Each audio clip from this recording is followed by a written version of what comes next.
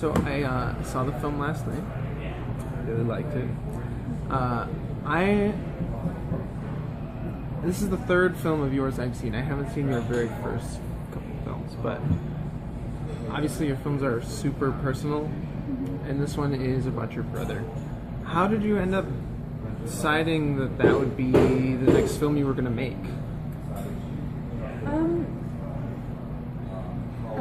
After Goodbye First Love, I felt that I was arrived at some point in my work as a filmmaker that was the end of something. It's hard for me to explain what exactly, but it really felt like the three films I had done before were very much connected, and I wanted to go someplace else, but I don't know how to make a film that would not be very personal in a way. So and this, I started to have this idea about a film about house music and about my brother's story. That's something I think that also came from the desire for me to actually go back into these years when I was 15 until 20, before I actually started to make films, and years that were very different from my life after, because I became actually very serious and focused when I started to make films, and I think in a way it can sound very futile. Yeah. But I mean, I felt the need to go back to a certain innocence and lightness. I had before I started to make these three very melancholic films. Ultimately, I think Eden is very melancholic too, because that's how we are. But for me, it was really about getting back to some kind of energy, to some kind of innocence that I felt like as if I was about to lose it, and I wanted to get it back. And at the same time, my brother was trying to really radically turn the page of his career as a DJ, and he was starting to write, so it sounded like the perfect time and maybe the only possible occasion for us to make a film together. And I thought it would be beautiful that we united our both. He's into music, I'm into films, and what about making a film about house music? And nobody in France, at least, has made this film yet about our generation, about this music, these people. Let's do it now, and it was it became very exciting for us quite quickly. Was he apprehensive about being so thoroughly investigative about his own personal life? Not at all. It's surprising actually, but I think he had a very, cold relationship to his own story, I would say, because he was really he wanted to get rid of it. He really wanted to turn the page. He was at a point. Now I think now he's actually with the film and all that happened since. I think his relationship to his career as a DJ has changed, and he has a different look at it. But at this point, he just couldn't stand it anymore. He couldn't stand to be a DJ. He couldn't stand to live like that. He wanted to really disappear from this world. And maybe in a way, writing this film together was some kind of a therapy for him. I mean, it wasn't the purpose, it wasn't why we made it, but I think I never felt like he had some inhibitions or that something disturbed him about speaking of himself. It felt he was totally free about it, totally relaxed about it, and that's one thing that actually surprised me. I didn't know how it would happen and how he would react to certain things I was writing, and he would never tell me not to say something or to hide something. His only concern actually was that it should be as authentic as possible while we were depicting the garage music scene and the scene in Paris too. That was really his only concern, and that was my concern too, to be as precise, true, authentic as possible. I think that's one of the best parts about the film, is that the atmosphere and the depiction of the music scenes feels very authentic. The film carries over, what is it, almost 20 years of time, 21, right? yeah. what is the process for you as a filmmaker to show that passing of time? The process? Yeah, or how, like, aesthetically, how do you depict the passage of time? You know, it's the one thing that the film really has in common with my previous films. Like, in some ways, they all have that in common. It's like I can't escape that. It's this obsession. I guess all the filmmakers have a few obsessions of way of talking stories that keep coming back and back in their films. And for me, for the moment, it really has been the passing of time. And I think it's just part of my vocabulary. I don't know how to tell a story different than that. And like, my dream is to make a film that will happen within 3 days. But I'm sure even if I do a film that's happening in 3 days, it would still be about that. It's just like, you know, you don't really choose how you write, and that you just write how you can.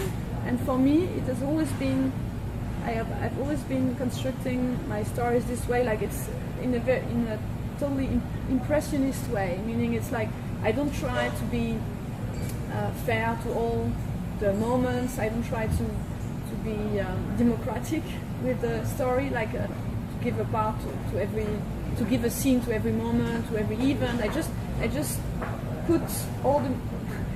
It's very musical, actually. I think I put all the scenes that I want to write, that need for me to be part of the film, and then I work on the fluidity from these scenes. You know, from getting from one scene to another.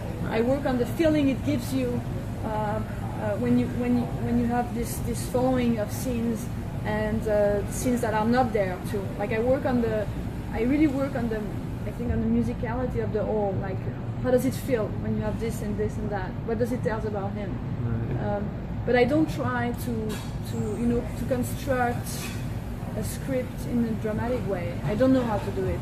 It's really like it's both a choice, because that's what moves me that's what drives me to write. So it's a choice, but at the same time, I simply don't know how to do differently. Being that you write in almost a musical way, obviously the film is built around music. How did you end up choosing what songs go where, and how was the licensing part of that? Because obviously there's a lot of popular songs in there too. Well, choosing the song was the most nice and funny thing I ever had to do while making films, because we spent almost a year, and probably even more, because actually, like, even when we were preparing the film, it was still a lot about like working on the music, but with Sven we spent really a lot of time listening to that songs we used to listen at that time, and reflecting on what song was appropriate for each plot, each time, and each moment in the film in the dramatic sense of it. And I think this dialogue we had was very exciting for us, but also because it was a way for us to go back in these years and go to get immersed again in this atmosphere, you know. And we chose every single song very carefully. We spent a lot of time, like, really, like, the 6 first months were really about like getting back all the music, like, you know, there was that and this and that. Oh, and I forgot about it. We just like listening tons of tracks we used to know by heart, but that sometimes we hadn't listened to for like 10 years. Right. And the second level of work was really about like, okay, that's the scene, the WhatsApp bar scene. There should be this song, because this song was so like part of the atmosphere. But then the song after should be this one, because it was both a reflection on what's the most appropriate song to be truth to the specific period, but also we wanted the song to be connected to the characters and what was happening in the film, to their intimates, like to what they were feelings, to their feelings. Sorry, and so it was there was this always both consideration, you know. And sorry about the how to get the rights. Right. That was the big issue in this film. Like I had 3 producers on this film. And I think one of the reasons why the 2 first didn't succeed in producing the film is because they were very pessimistic about the fact that we could get the rights for so many tracks, and that they thought it would be so expensive. And actually, people, we made a very precise list on the music we wanted to have from as early as we could. We made this list, and so we went to people and told them it's a tribute to house music. Do you want to be part of it? And I mean, these people, most of them aren't that famous. I mean, a lot of them are forgotten. I mean, they are really part of the underground scene. If you look at Daft Punk, okay, but I mean, if you look at the 40 other tracks you have in the film, and lots of them are really like made by people who aren't that famous anymore. People don't know who they are. And I think these people were happy to know that they were a film that would be some kind of tribute to garage music. So they wanted to be part of it, and that helped us to make a deal with all of them. The price was the same for everybody. It was like a symbolical price. So that's how. Thanks really to the fact that people wanted to have the music in the film. That really thanks to that the film could be made, and also to the fact that the Daft Punk agreed to let us use for the music for a song for money that was more like symbolical. Right. That helped. That was also crucial because if they hadn't do that, the other artists would never have accepted to all be paid so low. And it's because also then they accepted that made everyone also accept to be all paid. Everybody was paid the same. They keep coming up in the film, Daft Punk, I mean. Yeah. Were they actually involved in the film? Is that them actually in the film, or were they actors playing them? It's actors. I wasn't sure because I don't know what they look like. Yeah, but I think I should say it's them because I think they would love people to think it's them because it's part of their land. You know, in the way they want to hide themselves and create confusion about how they look like. Right. So I think they would love like the American audience to think it's actually them, but I cannot lie. I don't know how to. So no, it's not them, and I think they would never accept to be seen for real in the film because they spend their whole life trying to hide themselves. Right. But they were involved in the film in the sense that we let them read the script very early because we were very much concerned in the fact that we wanted them to not be unhappy with the way we used their names and their characters in the film, so we wanted to make sure that they didn't have any problem with that. And but Sven had known them forever. I mean, because it's just as in the film, they were all part of the same groups of friends, but they had not seen each other for a while. And so we let them read the script, and that's how they told us about this story that they were always kicked out of the clubs, like still now, like because people don't know how they look like, and and at that time when we met with Thomas to talk about the script. That he told us about this anecdote that he had been kicked out, to say, from the Silencio, like the club designed by David Lynch that you see at the end of the film, and we didn't resist using it because we thought it was such a nice and interesting way to talk about them, because we were not so much interested in showing them like robots and them. We were totally. I think they totally agreed on that with us. Like, it's not for us. That was more the mediatic. Wanted to humanize these people. Yeah, the robot thing. I mean, I think it's part of the genius to have invented that, but it's something they created for the media, and we didn't want to look at them this way. We wanted them to be just part of real life, and they wanted it too. Right. There are a lot of club scenes throughout the film, like club scene after club scene after club scene.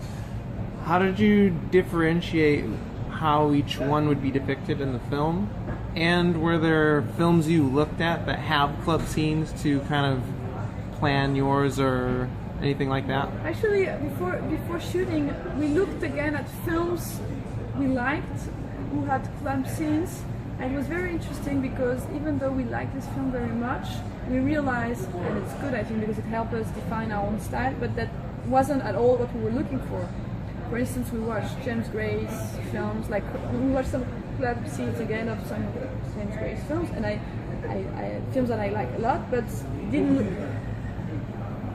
looking at it again in our perspective of what we wanted to do, we realized, oh, that's not at all what we're trying to do.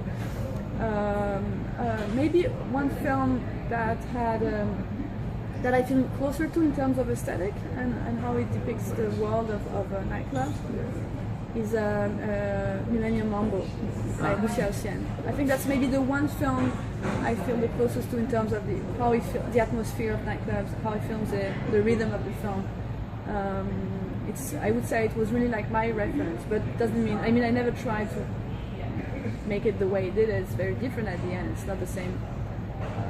But in terms of the atmosphere and the spirit of it, that's the one I felt connected to. And I also liked 24 Hour People a lot, but again, like we watched it again and we liked it, but it was never like, oh, we should do this way, but it was more like it helped us really define what we were looking for. And so for us, there was a big issue, and of course, making the clubs right, finding the authenticity in the scenes was like the big thing. And so we worked a lot both on the choice of the songs for the scenes, choice of the extras, like a big thing, like we spent really a lot of time looking for these people. Like we were not taking professional extras for the scenes, we were going to the parties where these people were, and we were taking people who actually had a true relationship to electronic music, and I think it helped a lot because they had a real interest and energy in the scenes that you could feel, I think. And it's very different. We really chose them like one by one, making them improvise in front of the camera, with taking groups, so there was a big work on that, like the background issue. That was the one big thing. And the other thing was like the choice of the specific sets, like the different clubs. I think the film is really rhythm by the clubs actually, like every chapter in the film is kind of defined by the atmosphere of each club. So we worked a lot on like choosing the right places. Lots of them are real places where that happened, but not all of them, because sometimes they have changed too much. But it was about like choosing them right and working on the lights in each club so that every single club had its specific lights. And we were using only the lights of the club. We were never adding any extra lights. So really, there was all the attention we had, and it was really a work with it was really a triangular relation with my DP, Sven, and I. Like we would come very early at the club. We would ask the regisseur, the guy who takes care of the lights, just the lighting, to show us all that was possible, and we reflected on what didn't exist at that time, and we tried never to use like lights that didn't exist on, like in 1995. You see only lights that you don't see ever. I think in the shapes film. And the new lights, rotating lights. All the lights actually very changes a lot, and so you can feel the passing of time in clubs also through the changes of the way it's lighted, And so we use that, but also to try to create a very specific atmosphere in terms of the set, but the lighting in each specific scene. So we were talking like, oh, this is there was the pink one, there was the blue one, and that was more complicated and complex than that. But we could sum up like every single club scene in a few words, like in terms of the aesthetic choices of the colors. Like the Baron in the second part, we have the Silencio is really like gold, the color. The very last scene, it's like more like that. Right. Before that, you have the Baron is really like it's red. At the King, the moment where it's really like the big success in the first part. Then it's like all the colors. It's like an explosion of colors. In New York, in the Garage Club, it's really like dark and every single place really has its specific colors. Well, I think I'm